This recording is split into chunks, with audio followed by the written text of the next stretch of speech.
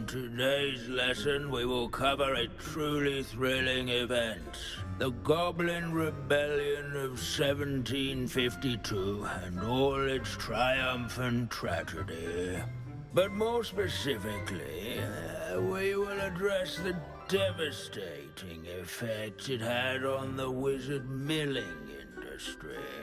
Throughout the many goblin battles, countless wizard cloaks were lost.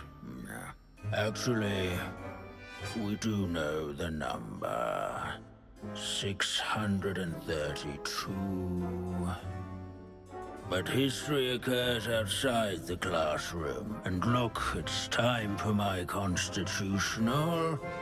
One can practically osmose the history flowing through Hogwarts. I think the professor wants us to follow him. And now for a stroll to the bell tower entrance hall. Along with the rest of the castle, it was completed in the late early Middle Ages. The hall and the bell towers that loom above it contain myriad interesting artifacts.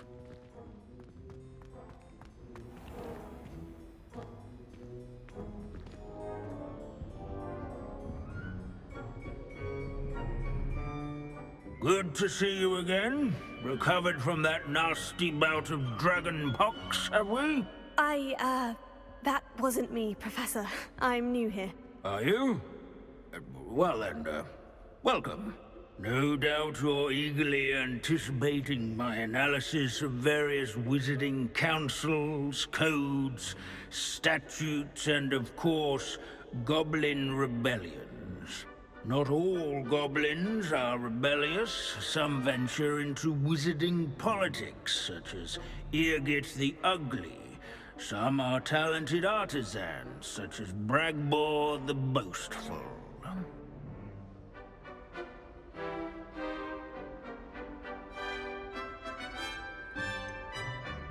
Did you say Bragbor?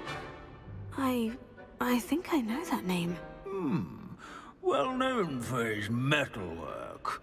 I would imagine much of his goblin wrought iron and silver has survived to this very day. Oh, of course. Lodgok said he was an ancestor of Ranrock. Where were we? Oh yes.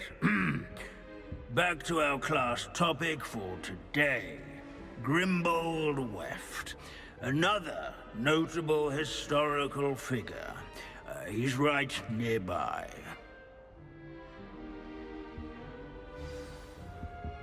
Curious students can find him on display here in the bell tower entrance hall. I recommend that all students introduce themselves to this hero of Hogwarts. Grimbold Weft was responsible. Revelio.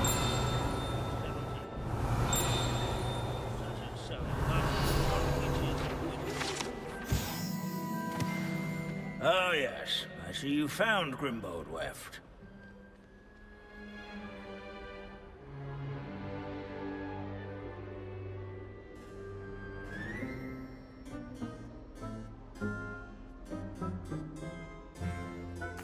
Yes, I rather enjoyed seeking him out. The thrill of the scholarly pursuit.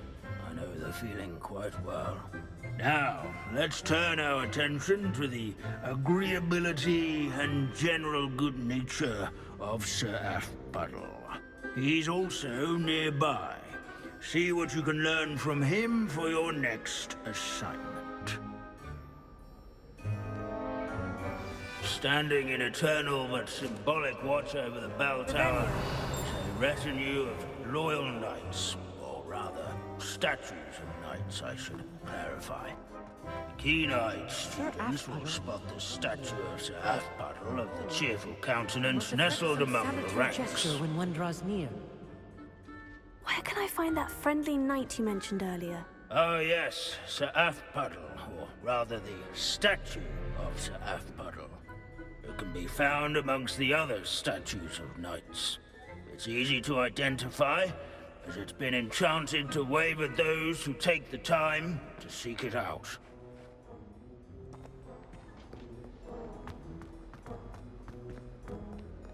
This is a centuries-old Revelio. handed down.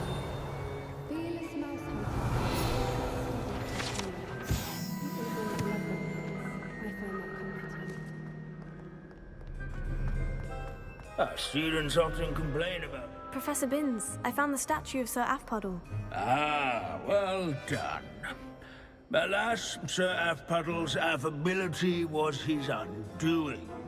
Died instantly trying to befriend a basilisk. Eye contact is not always to be encouraged. So beloved was he that even some goblins mourned his passing. Of course, that did not bode well with the rest of the goblins, most of whom could not abide mourning the loss of a wizard.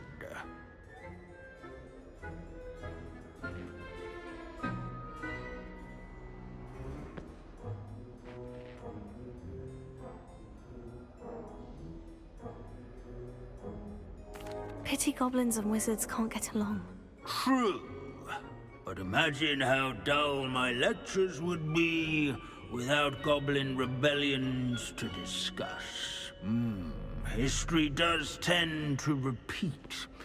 It is a series of patterns, a thought both comforting and disconcerting. The wise students, such as yourself, will learn from it.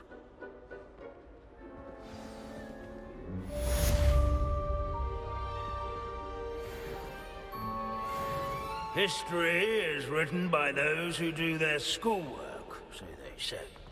Or at least, I like to say that. Looks like we've all gone on another one of Binns's wild goose chases. How can we do so? Can accomplish so little.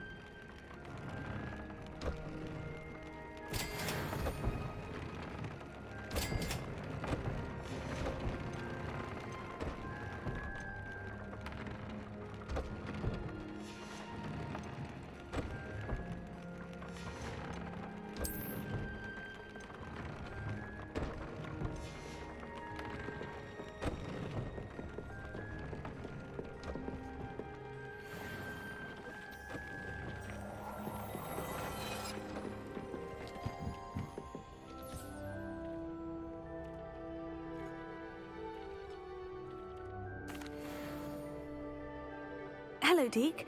Professor Weasley said you had an idea. Indeed, Deke does. Deke knows that you want to learn about all sorts of beasts, and Deke recently heard rumors of a phoenix nest in a nearby mountain. A phoenix nest? I wonder if it belongs to the phoenix Natty mentioned, the one Harlow and the poacher pack are after. Deke would not doubt it. If Deke has heard of it, surely the nasty poachers have as well, which means it could be in danger.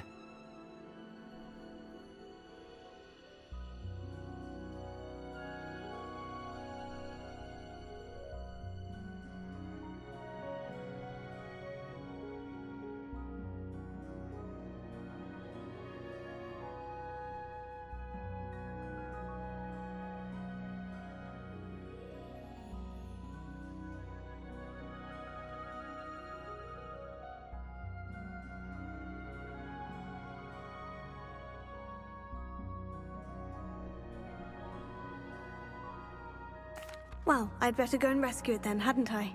Deke thinks so. So majestic a beast should not fall into such vile hands. Deke is not sure why, but Deke feels that saving a phoenix might help to make amends for what happened with Deke's prior master.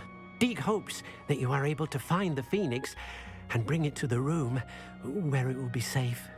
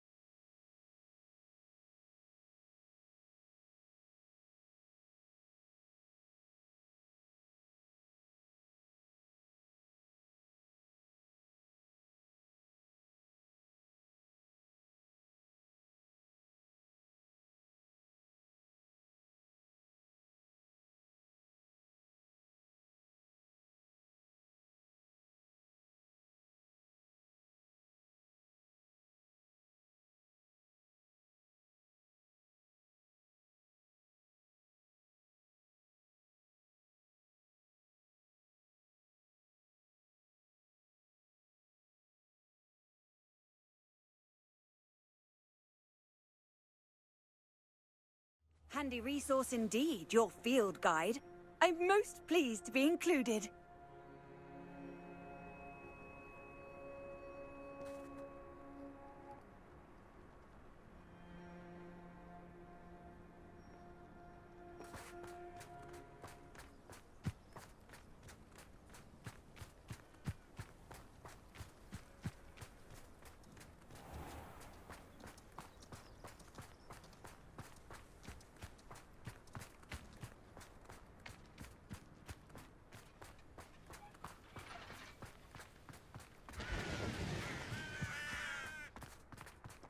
Sebastian, a lost relic from a catacomb which requires a dark sacrifice.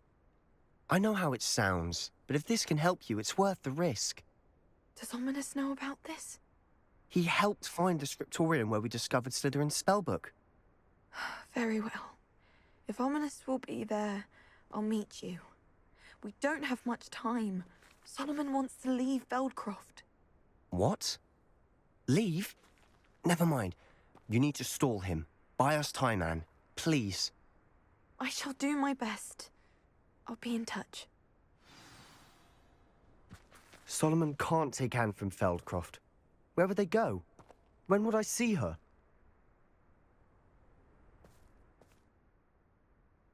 Sebastian. Don't think I've forgotten about your goblin friend. I haven't. But I appreciate you setting our earlier discussion aside for now. Of course. I can't believe my uncle wants to leave Feldcroft. Anne's going to stall him. She must. We need time. Time? For what? I've learned more about the relic. I cross-referenced Slytherin's spellbook with everything in the library on relics and dark sacrifices. That's when I realized something. I believe the relic will only work inside the catacomb.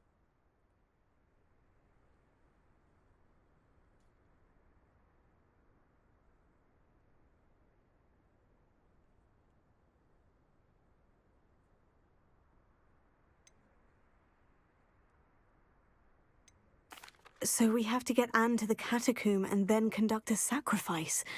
Seems risky. It'll be worth the risk. Our biggest hurdle may be convincing Ominous. And we'll only give this a chance if he's on board. And we have to keep all of this from your uncle. If he goes to the headmaster, we could be expelled. Let me handle Ominous this time. As for my uncle, he's not an Auror anymore. What he doesn't know, well, won't hurt us.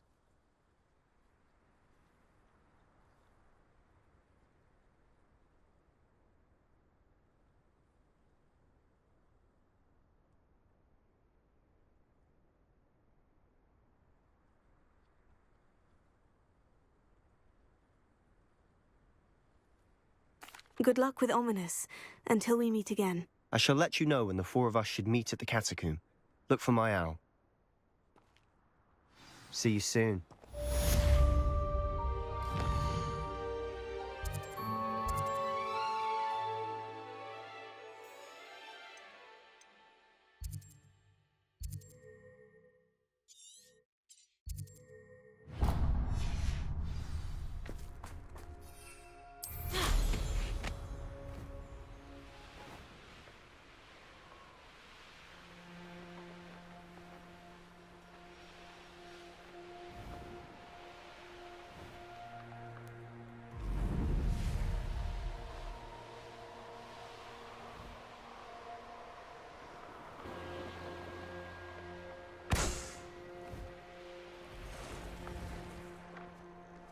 If only I could get my hands on Fig. Can't figure out why there's such a fuss over poaching. There's enough dumb beasts for everyone.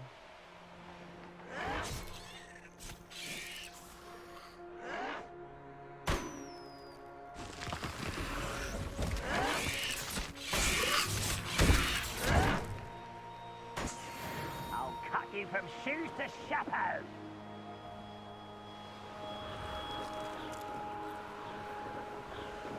Revelio.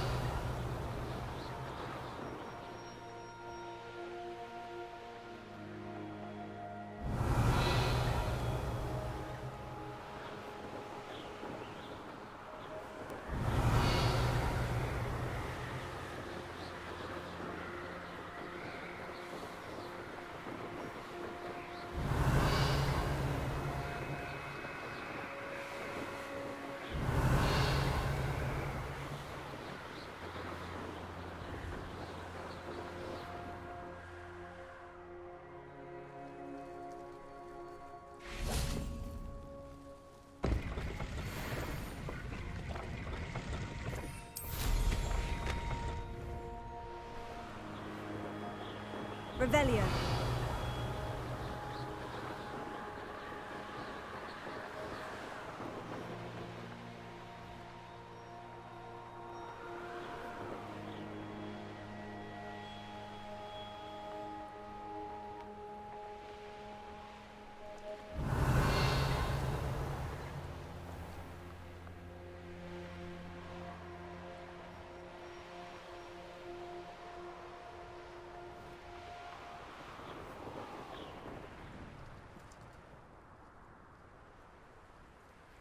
Seems quiet. Too quiet, if you ask me.